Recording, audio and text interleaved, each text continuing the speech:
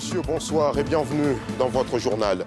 Dans l'actualité ce jeudi, Alassane Ouattara a présidé un Conseil national de sécurité au palais de la présidence de la République. La situation sécuritaire générale du pays a été passée au crible par le chef de l'État et les autres membres du CNS. Après les fêtes de Nouvel An, c'est l'heure de la rentrée au ministère de la Fonction publique et de la modernisation de l'administration. Le lancement officiel des activités de l'année 2025 s'est tenu dans les locaux de l'ENA et l'ensemble des directeurs ont été mis en mission par Anne-Désirée Ouloto. En Afrique du Sud, 78 corps et 246 mineurs clandestins ont été extraits dans une mine clandestine exploitée à 150 km de Johannesburg. Les opérations qui ont démarré le lundi dernier ont pris fin ce jeudi à la mi-journée. La Côte d'Ivoire se porte bien sur le plan sécuritaire. L'indice général de sécurité est passé de 6,8 en janvier 2012 à 1,2 en décembre 2024, soit une baisse d'environ 82%. C'est l'un des points de satisfecit du Conseil national de sécurité tenu aujourd'hui et présidé par le chef de l'État Alassane Ouattara. Le Conseil a examiné la situation sécuritaire générale du pays. Les résultats obtenus sont le fruit de moyens conséquents déployés par le gouvernement depuis 2012 et permettant d'augmenter et de professionnaliser les forces de défense et de sécurité avec des équipements modernes et adaptés.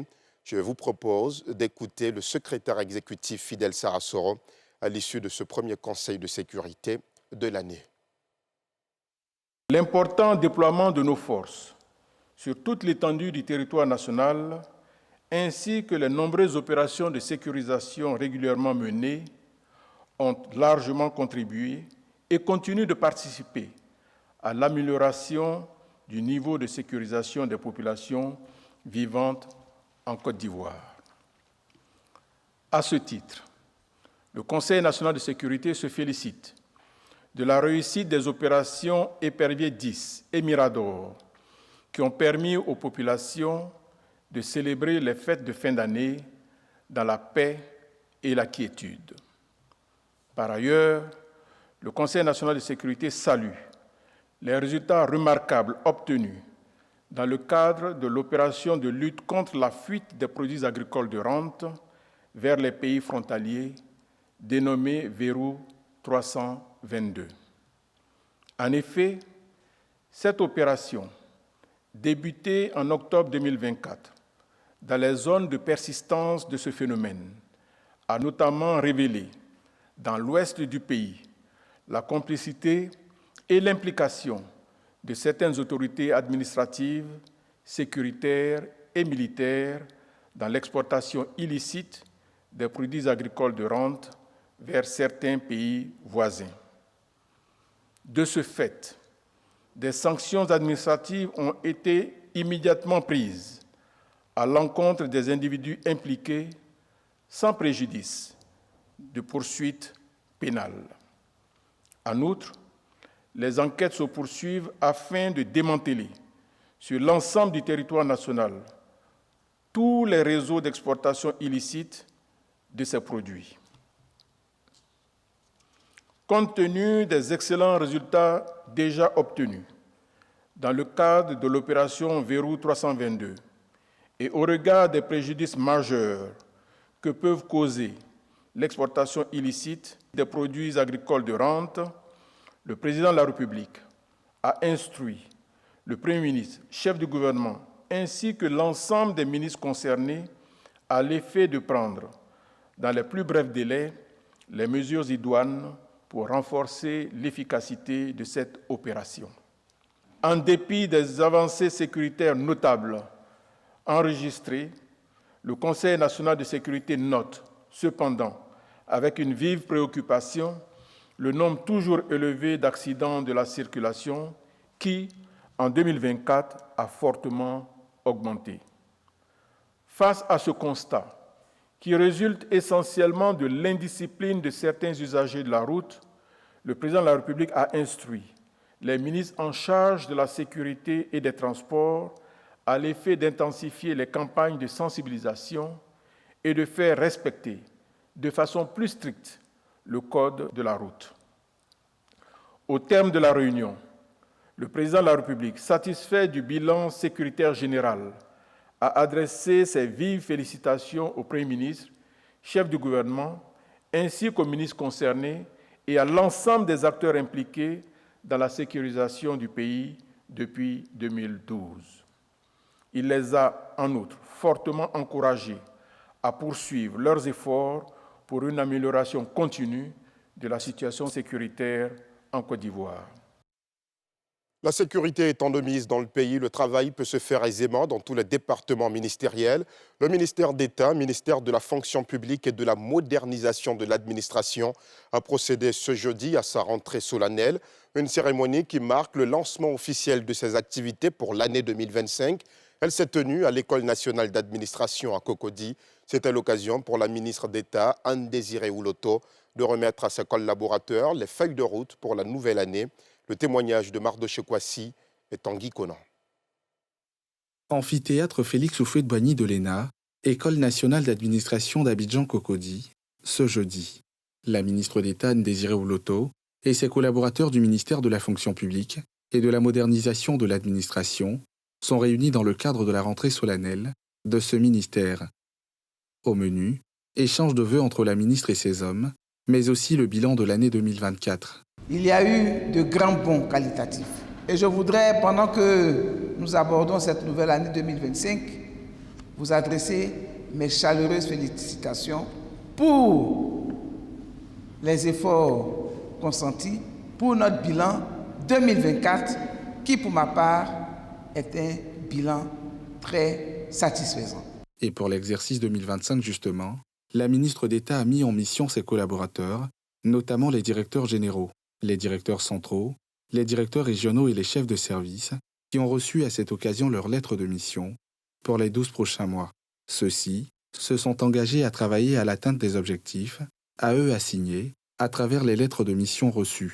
Nous nous engageons à travailler avec abnégation et loyauté, afin d'offrir à nos compatriotes un service public exemplaire, résolument tourné vers la satisfaction des usagers. La ministre d'État, Anne-Désirée Ouloto, a également saisi cette occasion pour donner ses nouvelles orientations pour 2025 et remobiliser ses collaborateurs, les acteurs et les partenaires pour un service public plus dynamique et plus performant au service de la population.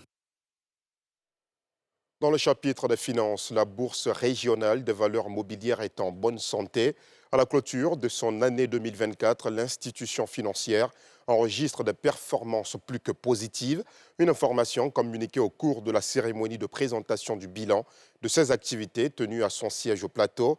Le directeur général de la BRVM est revenu sur les points importants, les actions menées, les indicateurs clés, les perspectives et bien d'autres. C'est ce que nous montrent Nadia Idja et Eric Kimou. Pour l'année 2024 qui vient de s'écouler, l'indice composite de la Bourse régionale des valeurs mobilières BRVM a progressé de 28% contre 5% en 2023. Les valeurs transigées sont passées de 396 milliards à plus de 460 milliards, tandis que la capitalisation a passé la barre des 10 000 milliards de francs CFA contre environ 7 000 en 2023, soit une hausse de plus de 2 000 milliards due à l'introduction de la Loterie nationale du Bénin, augmentation de capital de sociétés déjà cotées et l'engouement de nouveaux investisseurs. Beaucoup de gens s'intéressent aujourd'hui à la bourse, ils veulent acheter des valeurs mobilières, ils veulent vraiment avoir des actions pour pouvoir bénéficier des dividendes ou de la plus-value. Donc c'est une bonne chose. Cela veut dire que, quelque part, beaucoup d'investisseurs ont compris que la bourse, non seulement est une source vraiment de rémunération intéressante de leur épargne, mais surtout, et je crois, pour pouvoir se protéger contre l'inflation, il vaut mieux se réfugier dans des valeurs boursières ou dans l'or, comme on le voit dans d'autres environnements. Des indicateurs ouverts qui donnent l'espoir au marché financier régional de rêver grand, malgré un volume des transactions quotidiennes encore faible. On était, il y a quelques années, à moins de 600 millions transigés chaque jour. On a multiplié cette valeur de transaction par 3. Mais on est à 1,8 milliard. Ça représente, c'est vrai, que 3 millions de dollars transigés par jour. Et pour une bourse qui prétend être une bourse émergente, on doit arriver à environ 10 millions de dollars de transigés par jour. Forte de ses performances de l'année 2024, la BRVM entend poursuivre sa progression en 2025. Pour garder le cap, l'institution compte proposer de nouveaux produits et services. À cela s'ajoute une campagne de communication intensive à l'endroit des investisseurs particuliers, institutionnels et internationaux.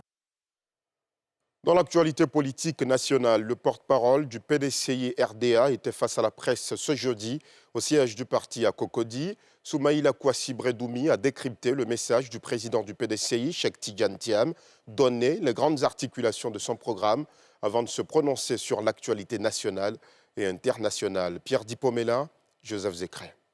Salle Félix Houphouët-Boigny de la maison du parti à Cocody. Le porte-parole du PDCI RDA, face aux journalistes, est revenu sur les axes du discours de Tidiane Thiam, le président du Parti démocratique de Côte d'Ivoire, à l'occasion du Nouvel An. Il promet un appui aux agriculteurs, notamment par l'amélioration des prix des matières premières agricoles. Le PDCI RDA, je le rappelle, est un parti qui a été créé à partir du syndicat agricole africain. Donc il n'y a pas meilleur parti politique pour s'occuper des paysans que le PDCI RDA. Et je peux vous dire que au moment où je vous parle, nous luttons pour une meilleure rémunération du prix du cacao, du prix du café, du prix de l'EVA, du prix de l'anacarde. Dans ce programme figure également la lutte contre le chômage. Les jeunes, j'en ai parlé, constituent une préoccupation importante du président Thiam. Le président Thiam va s'attaquer à leur problème de chômage endémique, au problème de l'entrepreneuriat des jeunes et à la redynamisation de l'école pour la rendre plus compétitive et plus efficiente. Cette première rencontre de l'année du PDCI avec la presse a été marquée par une visite surprise du président du parti, Cheikh Tidiane Thiam, venu saluer les journalistes, tout en les invitant à travailler à l'apaisement du climat social en cette année électorale, en se gardant bien loin des invectives. Du côté du RHDP, le parti au pouvoir, les hommages au président Alassane Ouattara continuent. En prélude à la prochaine présidentielle d'octobre, les transporteurs ont salué les actions du président de la République dans les domaines du transport et de l'équipement routier. Ces transporteurs sont membres de l'Alliance RHDP des transporteurs et conducteurs routiers. Le récit de Salif Yalekoué et Fulgence Kissiedou. Grand Bassam, métropole du Sud Comoé.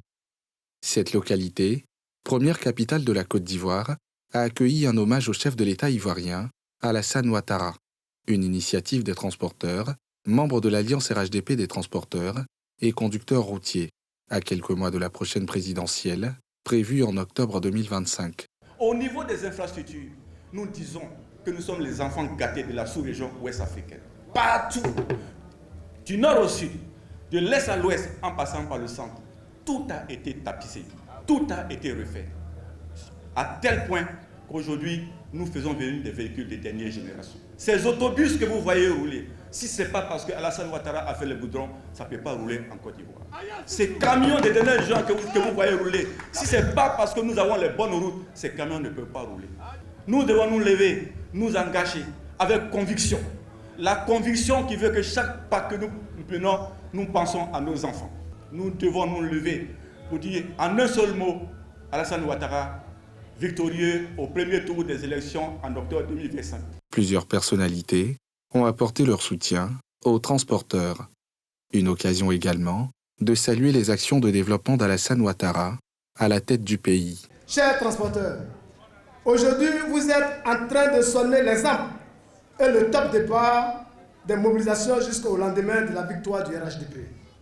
C'est pour cela, je profite de votre dynamisme pour appeler les autres mouvements des femmes, des jeunesses, des Ivoiriens d'ici et d'ailleurs, ainsi que les militants, sympathisants et amoureux du président Alassane Ouattara d'emboîter le pas aux transporteurs routiers. On ne change pas une équipe qui gagne. Donc quoi de plus normal que les transporteurs, au regard de ce constat, de ce bilan brillantissime du président de la République, veuillent qu'il renouvelle son engagement. On a la chance de l'avoir en bonne santé.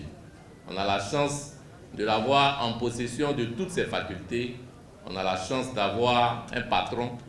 Mais pourquoi remplacer le patron? Un hommage a également été rendu aux pionniers du transport routier en Côte d'Ivoire à cette tribune. Nous vous le disions en titre, en Afrique du Sud, 78 corps et 246 mineurs clandestins ont été extraits d'une mine clandestine exploitée à 150 km de Johannesburg. Les opérations ont démarré le lundi dernier et ont pris fin ce jeudi même, à la mi-journée. Une tragédie qui ravive les critiques envers le gouvernement dans la gestion des Amazama. Les Amazama, ce sont ces mineurs clandestins qui sont présents un peu partout dans le pays. Les explications de Nadia Ija. Jeudi 16 janvier, après plusieurs jours de recherche, l'opération de sauvetage des mineurs clandestins piégés dans ce puits aurifère dans la ville de Stilfontein, à 150 km de Johannesburg, prend fin. Bilan, 78 morts et 246 survivants, pour la plupart dans un état de santé critique. Une fin tragique qui émeut au sein de la communauté. Les gens se retrouvent dans ces situations dangereuses et risquées à cause de la pauvreté, de la faim. Aucune personne, sain d'esprit, qui a tout ce qu'il faut ne peut venir risquer sa vie pour aller sous la terre à 2000 km. Ce n'est pas possible. Alors que s'achève l'opération démarrée depuis ce lundi 13 janvier, les services de sauvetage des mines font le point. Nous avons décidé ce matin d'envoyer la cage en bas, qui est équipée de caméras, à ce même niveau, afin de voir s'il y avait des personnes à l'intérieur de la mine qui auraient pu sortir la nuit dernière et que nous n'avons pas fait sortir hier, nous pouvons les faire sortir. Nous sommes donc descendus au niveau, nous avons arrêté la cage et nous avons scanné avec les caméras, nous n'avons vu aucune personne rester derrière et nous n'avons entendu aucune voix sur l'enregistrement non plus. Après cela, nous avons donc décidé de descendre la cage encore plus bas dans le puits, jusqu'à environ 2200 mètres, où nous sommes arrivés à un niveau où il y a de l'eau. Nous n'avons pu détecter aucune personne, ni aucun mouvement. Nous sommes donc en train de tirer la cage pour la remonter à la surface. Au sein de la société sud-africaine, des voix s'élèvent pour dénoncer la responsabilité du gouvernement et des compagnies minières dans cette tragédie. Plus de 1500 mineurs clandestins, pour la plupart étrangers, ont été arrêtés sur le site par la police depuis août 2024.